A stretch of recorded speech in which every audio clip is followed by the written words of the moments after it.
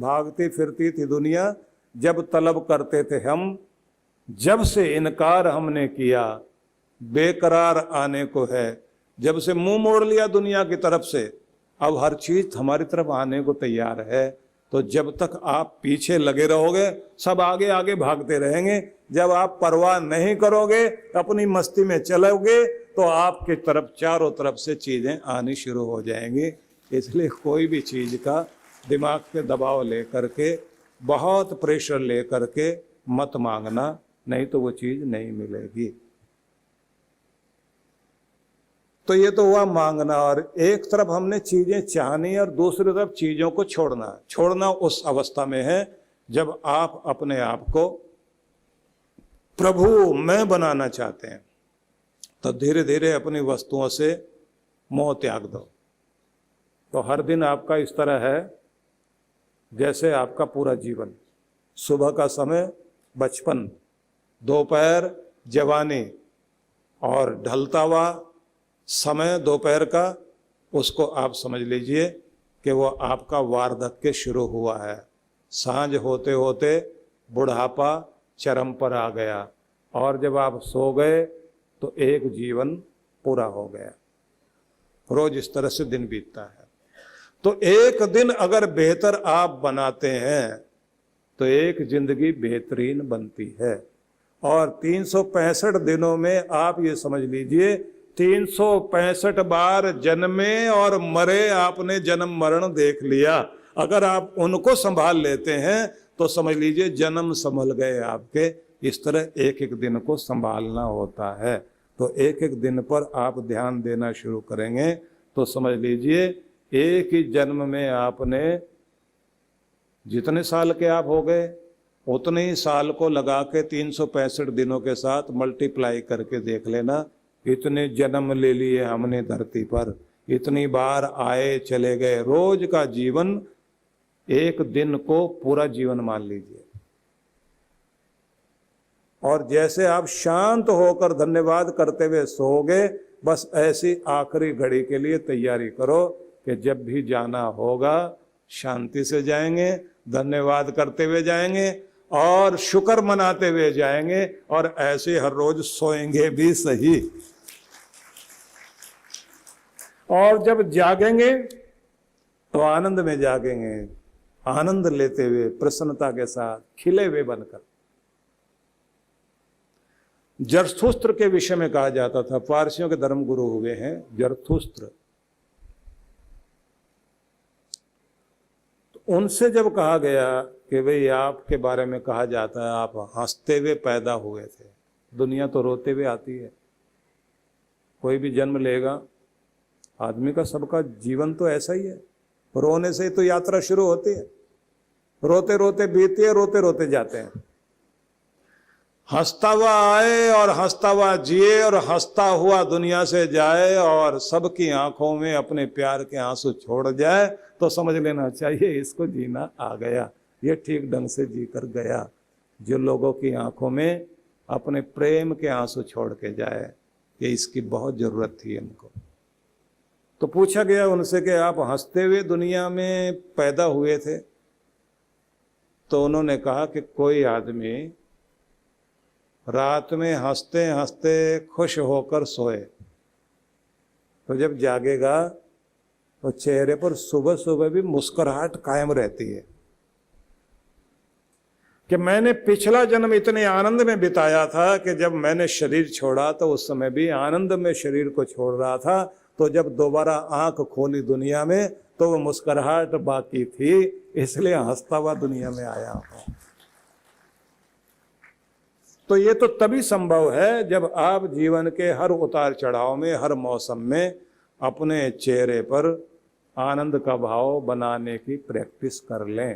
तो आपने बहुत तरह की प्रैक्टिस की है, रोने की प्रैक्टिस की है, गाली देने की कर ली है, आपने अपने आप को कोसने की प्रैक्टिस कर ली है, आपने और तरह की भी निराशा वाली प्रैक्टिस कर ली है। आज से आपने एक ही प्रैक्टिस करनी है, हंसते रहना, खुश रहना, खुश रहना, खुश रहना, खुश रखना भी है। वे लोग बहुत अच्छे लगते हैं जिनके दांत बहुत लंबे होते हैं, बेचारे कुछ भी ना करें तो भी हंसते हुए नजर आते हैं, बहुत अच्छा लगता है उनको देख के। तो भाई कुछ भी हो, ना लंबे हो दांत, अपने मुस्कुराहट से दिखा दिया करो, अच्छा लगता है। एक्सरसाइज करो ना, जब आप एकदम ऐसे खुश हो जाओ, उससे खुशी बढ़ेगी आपकी। प्रार्थना करने बैठो तो भगवान की बंदगी करते समय इतने आनंद में, प्रसन्नता में जाओ कि झोली में परमात्मा आनंद डाल दे आपकी। आप झोली में अपनी खुशियां लेकर के बाहर आओ, आदत बनाओ। और जब भोजन करने बैठो तो देखते ही खाने को नाक भौं सिकोड़ो मत, खुश हो जाओ, ये प्रसाद है प्रभु का। कुछ लोगों को तो इतना गुस्सा आता है उस समय। एक बच्चे से टीचर ने पूछा कि प्रार्थना आती है तुम्हें? उस बच्चे ने कहा नहीं आती। तो सब बच्चों से कहा तुम्हें आती है? बोले नहीं आती। तुम्हारे घर में कोई प्रार्थना करता है? एक बच्चा खड़ा हुआ, उसने कहा मेरे पिताजी प्रार्थना करते हैं। क्या प्रार्थना करते हैं? बोले जैसे खाना सामने आता है तो एकदम ऊपर की तरफ देखते हैं, बोलते हैं हे भगवान, फिर वही मूंग की दाल, वही जली हुई रोटियां। ये प्रार्थना होती है हमारे घर में। खाने को देखकर कभी भी ऐसा मुंह मत बिगाड़ना, खुश होइए, क्योंकि उससे आपको ऊर्जा मिलेगी, आपकी उम्र उससे मिल रही है, आपको जिंदगी दी जा रही है। ये सिर्फ भोजन ही नहीं है, ये आपका शक्ति वाला टॉनिक है, जिंदगी देने वाला, उम्र देने वाला टॉनिक है। इसी को तो कमाते हो आप। स्वाद के कारण आप गुस्सा करते हो ना, दिमाग बदल दो उस समय, कहो स्वाद नहीं ये सेहत है। और कौन ऐसी पत्नी है बेचारी जो ऐसा करेगी? उस बेचारी की हमेशा कोशिश होती है कि पति के लिए सही भोजन बना कर दूं, लेकिन उस समय आप चिढ़ेंगे, गुस्सा करेंगे तो आप अपने अंदर वो जहर पैदा कर लेते हैं जो आपको बीमार करता है। उस समय अगर आपको कार्यक्रम कोई टीवी पे देखना हो तो अगर हंसने हंसाने का मिल जाए तो बहुत अच्छा, म्यूजिक वाला हो जाए, फाइट वाला नहीं होना चाहिए। और ये राजनेताओं का जो चरित्र देखना पड़ता है ना हम लोगों को उस समय टीवी पर, यहाँ इतने मर गए, यहाँ ये हो गया, वो हो गया, इसने ये बोल दिया, तो वो भी आपके भोजन पर असर डालता है। मजबूरी हो तो भी नेगेटिविटी को अपने अंदर मत जाने दो। अगर देखना भी पड़े तो नेगेटिव मस्तिष्क को नहीं होने देना। तो मतलब क्या हुआ? आपका भोजन, आपका उठना बैठना, जागना, चलना फिरना, सबसे आनंद की प्राप्ति हो। और जिस जगह काम करते हो ना उस कुर्सी को देखकर एक बार आंख बंद करके भगवान से मन ही मन धन्यवाद करना कि ये मेरा कर्म क्षेत्र है जहाँ से मेरी रोजी रोटी चलती है। भगवान बरकत देना, खुश होके बैठना वहाँ। ये सब चीजें आपका भला करती हैं। हर जगह आप गुस्से में बुझे बुझे या फिर दुखी दुखी या खुद को कोसते हुए हर चीज को बुरा कहते हुए जाओगे, क्या मिलेगा आपको? वही सब चीजें। तो अंदाज बदल लिए, जिंदगी का अंदाज बदलेंगे तो आपका जीवन बदलेगा, खुशियां चारों तरफ से आएंगी। ये थोड़ी थोड़ी चीजें करने से फर्क पड़ता है। तो भगवान ये कह रहे हैं कि कोई बाधक बन जाए आपकी कामनाओं में तो आपको उस पर गुस्सा आने लगता है, और गुस्सा फिर विनाश का कारण बनता है और फिर आपकी बुद्धि पर असर पड़ता है। तो इसलिए शांत मस्तिष्क में बुद्धि कार्य करती है, अशांत मस्तिष्क में बुद्धि अपना काम नहीं करती, सही डिसीजन नहीं होते। और भ्रमित मन हो, भ्रमित मस्तिष्क हो, दूसरों के द्वारा भ्रमित किया हुआ मस्तिष्क हो तो भी आपकी बुद्धि ठीक काम नहीं करेगी। इसलिए सलाहकार भी गलत मत ढूंढ लेना, बहुत सावधानी बरतना। गलत सलाहकार अगर आपके जीवन में आ गए तो आपकी जिंदगी को तहस नहस कर सकते हैं। घर में मंथरा ने जो कुछ कार्य केकई के कान में 2-4-5 मिनट ही बोली होगी। जहर की प्याली उड़ेलने में ज्यादा देर नहीं लगती, पूरे घर को हिला कर रख दिया। और शकुनी तो महाभारत में ऐसा जो रोज जहर की प्याली कान में डालता रहा। परिणाम क्या हुआ? महाभारत की आग ठंडी करने के लिए कितने भी लोग लगे रहे, शकुनी ने आग बुझने नहीं दी। कृष्ण भगवान भी समझौता कराने के लिए गए, लेकिन फर्क पड़ा क्या? कुछ भी फर्क नहीं पड़ सका, क्योंकि जहर उड़ेलने वाले अपना काम कर रहे थे। तो निवेदन ये करना चाहता हूं कि आपके आसपास वाले वे लोग जो मस्तिष्क को भ्रमित करते हैं, उनसे भी अपने आप को सावधान करना चाहिए, और अपने बच्चों को भी ऐसे लोगों से बचाना चाहिए। आपका अपना बेटा आपसे विपरीत हो जाएगा अगर गलत हाथों में पड़ गया। लोग कितने दुखी होते हैं, मेरा बेटा मेरे से नहीं समझ पा रहा, बाहर वालों की सीख मानता है, क्योंकि संगति गलत मिल गई। इसलिए कुछ भी हो, सत्संग तो जीवन में बहुत बहुत महत्वपूर्ण है। जितना हो सके अच्छे विचारों का स्वागत करिए, जिससे आपका कल्याण हो सके। तो कृष्ण भगवान ने आपको ये समझाया कि क्रोध सम्मोहन पैदा करेगा, जिसके कारण बुद्धि काम नहीं करेगी, सही डिसीजन नहीं ले सकोगे, सही योजनाएं नहीं बना सकोगे। हर एक व्यक्ति को अपनी लाइफ को डिजाइन करने के लिए शांत होकर एकांत स्थान में थोड़ी देर जरूर बैठना चाहिए। तो अपने पास आपको एक वरदान पुस्तिका रखनी चाहिए। इसको बोलता हूं मैं ड्रीम बुक, एक डायरी। और उसके लिए समय भी निकालना चाहिए। अकेले एकांत में बैठकर कल्पना कीजिए, एक अच्छा सेहतमंद आदमी कैसा होता है, अपनी सेहत के लिए क्या क्या उपाय करता है, कैसा खान पान, कैसी एक्सरसाइज, फिजिकल एक्सरसाइज, व्यायाम कैसा, कितनी स्ट्रेचिंग करता है, कितनी कार्डियो एक्सरसाइज करता है, कितना प्राणायाम करता है, कितनी नींद लेता है, किस तरह चलता फिरता है, कैसा उसका आहार होता है, ये सब आप डायरी में एक तरफ लिखिए। लेफ्ट वाले पेज पर, ऑड इवन वाले पेज है ना, तो लेफ्ट वाले पेज पर आप ये सब लिखिए। और राइट वाले पेज पर क्या लिखना है? मैं अपनी सेहत के बारे में क्या कहूंगा, क्या करता हूं, क्या करना चाहिए, कहाँ कमी है, कहाँ अच्छाई है, मेरा आने वाले समय का टारगेट क्या है, और मैं क्या संकल्प करता हूं। ये 2 पेज हो गए आपके। फिर पेज पलटना, और अकेले एकांत में आपकी डायरी आपके पास होनी चाहिए, और उसमें आप अपना ब्लड प्रेशर, अपने ब्लड टेस्टिंग कराने के बाद जो आपके शरीर में कुछ चीजें अच्छी और कुछ कमी आई हैं, उनकी रिपोर्ट भी साथ हो।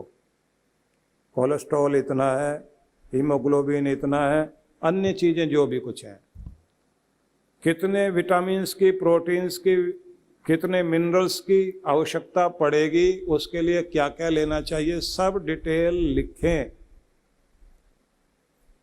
और फिर आप इतना ध्यान देकर अपने ऊपर, अपनी सेहत के लिए काम करना शुरू करना। इतना ही अगर आपने लिख लिया तो आप बीमारियों से भी बचोगे और जिंदगी जीना आ गया आपको। अगला पेज पलटा। अब आप लिखते हैं आर्थिक संपन्न व्यक्ति की पहचान।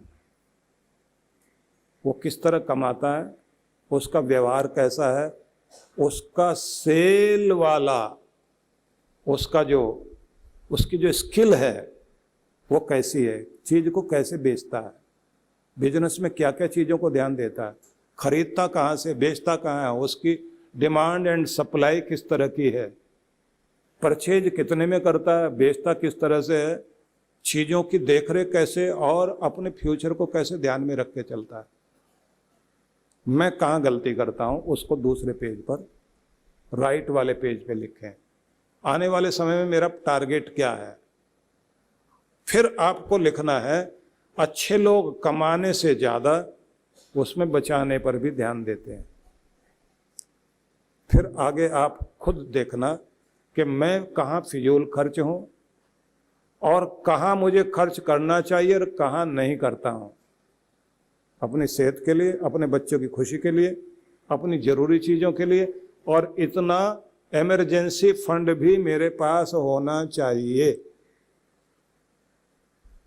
और फिर कहाँ इन्वेस्ट करना चाहिए वो सब आपको लिखना चाहिए। आर्थिक रूप से आत्मनिर्भर होना जीवन के लिए बहुत आवश्यक है।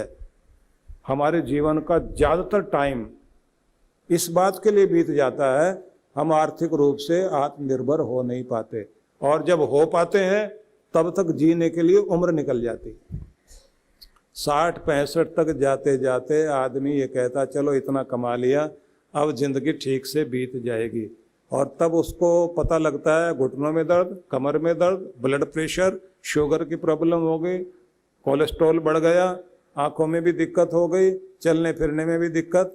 उसके बाद आदमी सोचता कमाया तो इसलिए था कि आनंद मनाएंगे, अब तो ना तो पराठे खा सकते, ना हलवा पूरी खा सकते, ना कोई मीठा अच्छे से खा सकते, अब तो लगता है आनंद अगले जन्म में ही मनाएंगे जाके। तो बीत गई ना जिंदगी। योजना बनाने के लिए समय निकालना, डायरी हाथ में रखना, वो ड्रीम बुक है आपकी, वो वरदान पुस्तिका है, वो आपके सपनों की किताब है जो आपके सपनों को पूरा कराने में मदद करेगी। इसलिए एकांत स्थान चुन करके जिंदगी में रंग भरने की चेष्टा करिए। अगली बात, अगला पेज पलटेंगे। अब इसके बाद आएगा मेरा परिवार। एक अच्छा परिवार कैसा होता है, उसमें कितना प्रेम होता है, कैसे एक दूसरे का ख्याल रखते हैं, कैसे बिना बात के लड़ते नहीं, और अगर लड़ भी लें तो उनकी लड़ाई भी बच्चों जैसी होती है, लड़े और फिर एक हो गए। मतभेद हो जाना बुरी बात नहीं है, लेकिन मनभेद नहीं होना चाहिए, दिलों में दूरियां नहीं आनी चाहिए। हमें एक दूसरे का कैसे ख्याल करना चाहिए, अच्छे लोग कैसे रहते हैं। फिर एग्जाम्पल लें दूसरे लोगों का, कोई ना कोई आइडियल आपका होना चाहिए।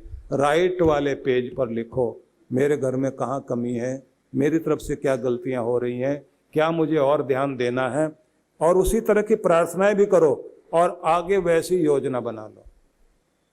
ठीक है, इस तरह से 7 चरण बनाओ अपनी लाइफ के। सामाजिक जीवन से लेकर के एक भक्त का जीवन, कर्मठ कर्म योगी किस तरह जिया करते हैं, किस तरह काम करते हैं, टाइम मैनेजमेंट वाले लोग किस तरह से अपने टाइम को मैनेज करते हैं, मैं कहाँ हूँ कैसे हूँ। इसलिए सिर्फ आगे संकेत दे रहा हूँ जो आपको खुद सोचने हैं। ये हो गया एक चैप्टर डायरी का। दूसरा चैप्टर क्या होना चाहिए आपका, उसमें आप प्रेरणाप्रद लोगों के बारे में लिखें और उनके प्रेरक वचन।